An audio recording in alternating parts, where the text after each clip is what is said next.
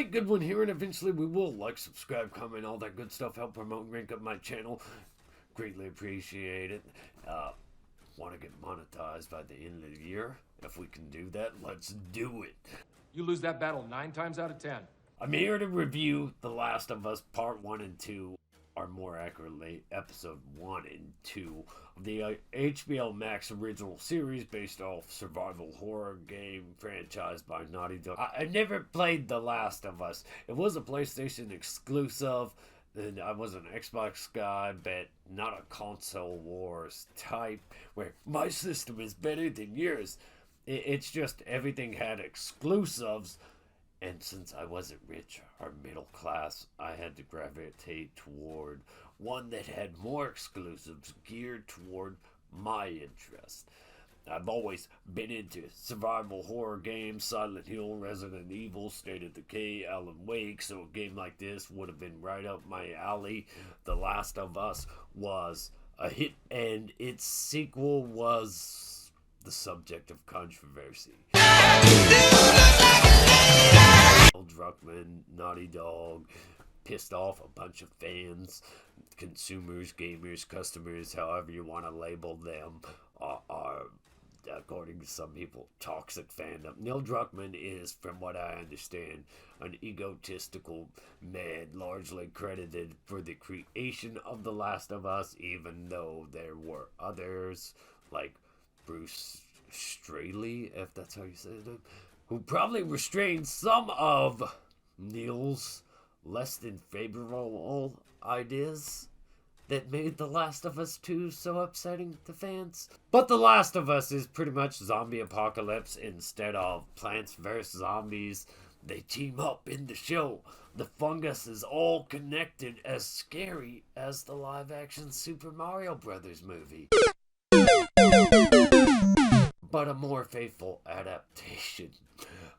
I haven't played the game again, but I have watched a live stream of the earlier bits of the game after watching the first episode, just to see how faithful it is, how accurate it is, because I keep seeing comments or articles about the possibility of it being the most faithful video game adaptation. I would argue Sonic 2, Silent Hill do have the spirit and essence of the video games they're based off, and The Last of Us, much like Silent Hill, the movie, has some shot-by-shot recreations ripped straight from the game. It's like everybody has amnesia. They're talking about this is the most faithful game adaptation. Yeah, I don't know. I would have to see the whole game to really say that for sure. Episode 1 has granted, there's a lot of horrible video game movies. I mean, all the Resident Evil movies are so far from the games, so this definitely is not the worst adaptation. Far from it. From what the little bit I've watched, it does seem pretty faithful.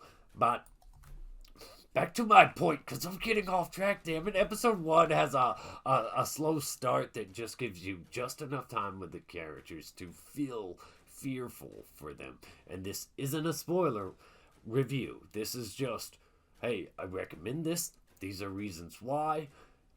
Maybe you want to check it out. If you don't know, no harm, no foul. It's whatever, man, to each their own.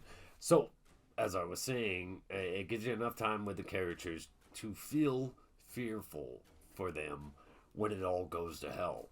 Joel's daughter is race swapped and looks aged up from the pictures I've seen and the footage of the game I've seen.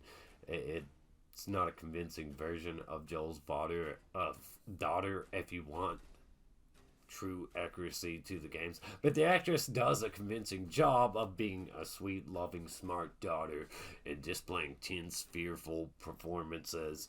Departures from characters' known appearances, though, are unnecessary and do make it harder to buy into that we're not just watching some cosplaying.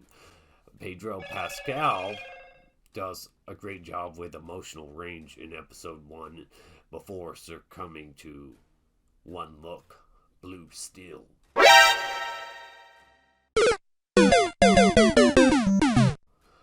But as someone from Texas, I'm not sold on his accent. I'm not convinced by his accent.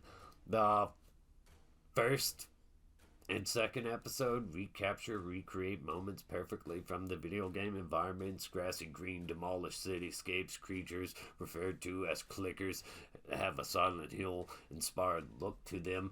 Enough of their own thing, though, to not be just another zombie show. You've got characters like Ellie, obnoxious with spunk.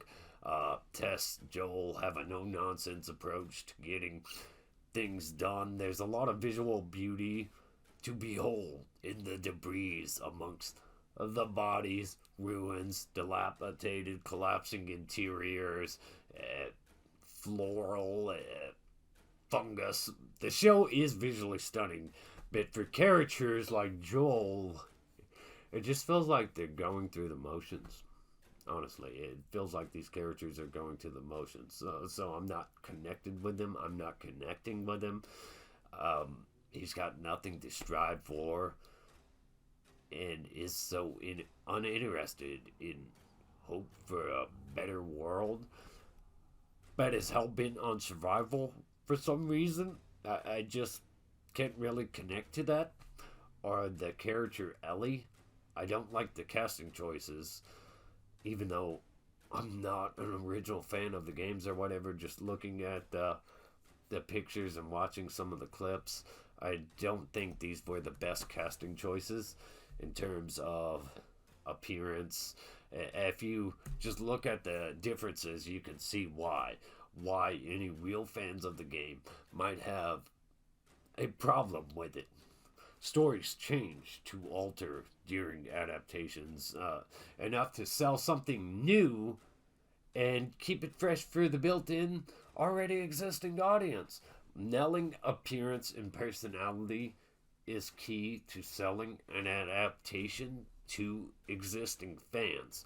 But The Last of Us episode 1 and 2 are interesting and watchable, good, short of great, a bit slow. The second half of the first episode doesn't live up to the first half of the first episode, and the second episode, the first half doesn't live up to the second half. There's a lot of attention to detail. The scenery is the highlight for me. It stays mostly faithful to the parts of the game that I've seen.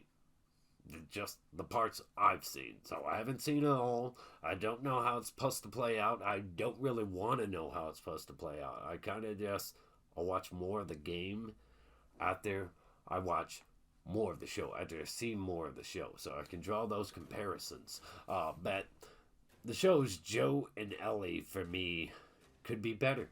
They could be better. The show has some unnecessary departures. Fans might find some improvements in here or some letdowns. I recommend giving it a shot, though, just to see how you feel about it. There's not a lot to watch these days or check out currently, and yeah, all roads probably lead to that second game that pissed everybody off, but you can always drop out when the show gets there. And I usually give a show 3 episodes before I decide if I'm going to stay on board or jump ship. This could be the Titanic. Yeah, you never know. Or it could stay on course and be something great, but then again, staying on course, if that means going to The Last of Us 2, the game that pissed most of this The Last of Us fan base off, then you'll want to drop out. But I'm staying on board. I'm going to watch it unfold. If it gets bad, Fuck this, I'm out!